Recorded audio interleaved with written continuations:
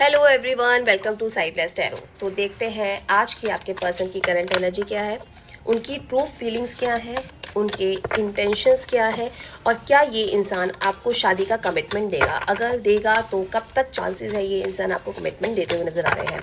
अपने उस पर्सन का नाम अपने दिमाग में रखिए, उनकी एनर्जी से कनेक्ट कीजिए, कार्ड की एनर्जी से कनेक्ट कीजिए और देखते हैं कि आपके पर्सन की करंट एनर्जी क्या है, उनकी ट्रू फीलिंग्स क्या है, इंटेंशंस क्या है और उनकी तरफ से मैरिज का कमिटमेंट अगर आना है तो कब तक आना है। द एम्परर,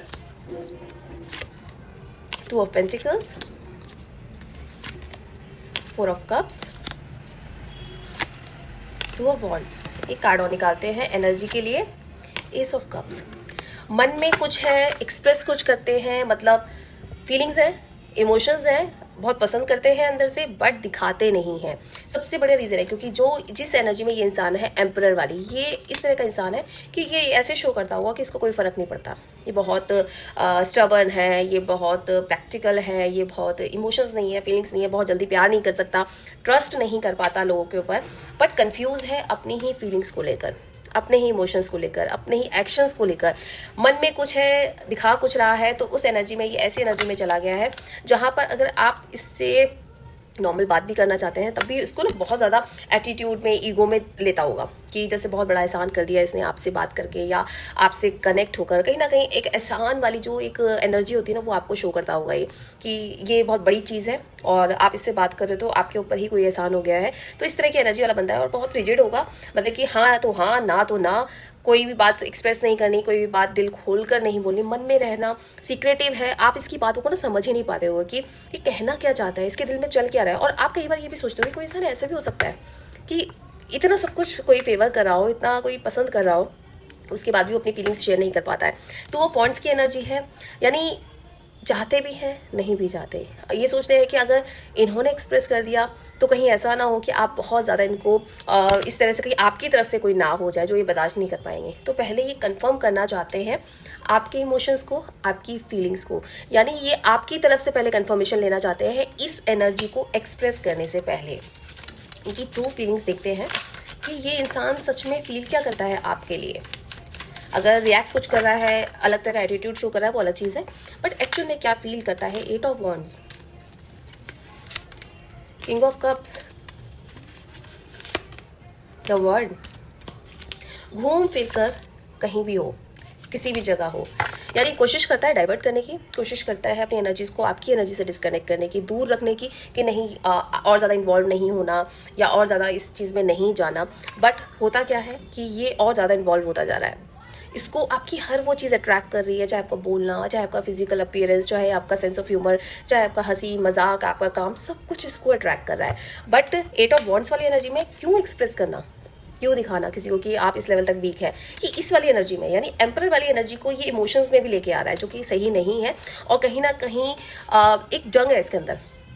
नहीं चाहता आप किसी और से कनेक्ट हो, नहीं चाहता कि आपकी लाइफ में कोई और, क्योंकि हो सकता है काफ़ी चीज़ें इसको पता भी नहीं हो आपकी लाइफ के बारे में। और अगर आप ऑलरेडी किसी इसके साथ रिलेशनशिप में है तो कहीं ना कहीं इसको ना डाउट्स रहते होंगे, ट्रस्ट इश्यूज रहते होंगे कि कहीं ऐसा तो नहीं कि आप किसी और से बात करते हो, किसी और को टाइम दे रहे हो, किसी और को पसंद कर रहे हो, और हो सकता है आपके साथ एक कैजुअल रिलेशनशिप मेंटेन कर रहे हैं, बट दिमाग इतना चला लेता है कि अपने ही आप में ही खोया जा रहा है, अपने आप में, यानी अपने ही इसके क्वेश्चंस है, अपने ही इसके आंसर्स है। आपसे कुछ डिस्कस नहीं करना, कुछ क्लैरिटी। तो फीलिंग्स में तो इमोशंस और फीलिंग्स सब कुछ लिए बैठा है, बट क्यों इनिशिएट करना। बेसिकली ये उन लोगों से कनेक्ट करेगी जो लोग बहुत ज़्यादा रिजिड, आप कहते हैं ना कि हमारा पार्टनर तो कुछ एक्सप्रेस नहीं करता, कुछ बोलता नहीं है, उन लोगों से ज़्यादा रेजोनेट करेगा। अब देखते हैं इनकी ट्रू इंटेंशंस क्या है अगर ये रिलेशनशिप में आगे बढ़ते हैं तो। 10 ऑफ वॉन्ड्स का है, अगर ये इंसान आपको कमिटमेंट देता है या इस रिलेशनशिप में आगे बढ़ते हो आप लोग, तो डेफिनेटली ये हर उस हद तक जाएगा, यानी इस रिलेशनशिप को इसके कहते हैं ना कि लास्ट मैरिज होती है वहाँ तक ले जाने की कोशिश करेगा। ये वो नहीं है, ये तब तक आपको कमिटमेंट नहीं देते, या ये वाले जो लोग होते हैं जिनकी एनर्जी आई हुई है, ये तब तक आपको कन्फेस नहीं करेंगे जब तक ये अपनी सिचुएशंस पे क्लियर नहीं है। उसमें फैमिली है, उसमें इनकी करियर स्टेबिलिटी है, उसमें इनके मेंटल पीस है, उसमें इनके थॉट्स हैं, इनकी एनर्जीज है, सब कुछ है। यानी सभी तरह से बहुत अच्छे से देखेंगे कि वो भी खुश रहे, वो भी खुश रहे, वो भी खुश रहे और ये भी खुश रहे। तो ट्रू इंटेंशंस में यही है कि आगे बढ़ेंगे तो सबको साथ लेके बढ़ेंगे, नहीं तो अपने इमोशंस और फीलिंग्स बताएंगे ही नहीं। कि आपको बाद में हर्ट हो या पेन फील हो या आपको लगे कि आपको धोखा दिया गया है, तो ये वो सब कुछ नहीं करेंगे। 9 ऑफ सोर्ड्स की एनर्जी है, अपने आप को पेन में रख लेंगे, अपने आप को दुखी रख लेंगे, बट अपने इमोशंस तब तक नहीं बताएंगे जब तक कि उस चीज़ पे कोई एक्शन नहीं ले पाए। अगर मैं बात करूँ कि क्या इस रिलेशनशिप में, जिसके लिए भी आप ये देख रहे हैं, इनके साथ आपकी मैरिज है, और अगर है तो कब तक चांसेस है? स्ट्रेंथ का कार्ड है। देखिए मैरिज जो है इस इंसान के साथ बहुत इजी नहीं दिख रही मुझे, बहुत स्ट्रांग बनना पड़ेगा, कई लोगों से डिस्कनेक्ट होना पड़ेगा, कई एक्शंस ऐसे लेने पड़ेंगे जो हो सकता है फैमिली के अगेंस्ट हो, आपकी सोसाइटी के अगेंस्ट हो, कुछ लोग हो सकता है कि एक्स्ट्रा मैरिटल में हो सकते हैं जहाँ पे बहुत एक सीरियस एक्शन लेना है और जिसपे बहुत बड़ी चीज़ है वो, कि एक पार्टनर ऑलरेडी किसी के साथ है उसको छोड़ के दूसरे पार्टनर के साथ जाना, या हो सकता है कास्ट दूसरी हो जिसमें कि आपको और इसको दोनों को बहुत स्ट्रगल करना है उस चीज़ को मैनेज करने में। बट कहीं ना कहीं ये जो आपका स्ट्रगल है ना, ये आपको मिला देगा। और यहाँ पे एक चीज़ ये है कि कुछ ज़रूरी नहीं है कि हम जब कोई चीज़ अपने फेवर के लिए सोचते हैं या कुछ हमारे लिए बना है तो उसमें सब खुश हो। कहीं ना कहीं ऐसा भी होगा कि आपके परिवार के कुछ लोग नहीं पसंद करेंगे, या सोसाइटी में कुछ आपको लोगों को छोड़ना पड़ेगा, या अपनी कुछ चीज़ों को आपको मारना पड़ेगा, उसके बाद आप इस रिलेशनशिप में आगे बढ़ेंगे। बट अगर मैरिज की बात करूँ तो चांसेस हैं, अगर आप इतने स्ट्रॉन्ग बन के आप इस रिलेशनशिप के लिए आगे बढ़ रहे हैं तो स्ट्रॉन्गली चांसेस हैं कि आप इसके साथ शादी कर सकते हैं। और जहाँ तक मुझे लगता है 2027-28 जिन लोगों के लिए ये रीडिंग कनेक्ट की है उनके लिए बहुत स्ट्रॉन्ग चांसेस है कि आपकी 2027-28 में इस इंसान के साथ जिसके बारे में आप ये रीडिंग देख रहे हैं शादी के चांसेस है। बट फिर बोल रही हूँ, क्लियर कर रही हूँ कि इस रिलेशनशिप के लिए आगे बढ़ने में अगर ये सेम कास्ट भी है तब भी आपको कहीं ना कहीं स्ट्रगल फेस करना पड़ेगा, तब भी आपको कहीं ना कहीं पेरेंट्स का कंसेंट के लिए बहुत स्ट्रगल करना पड़ेगा।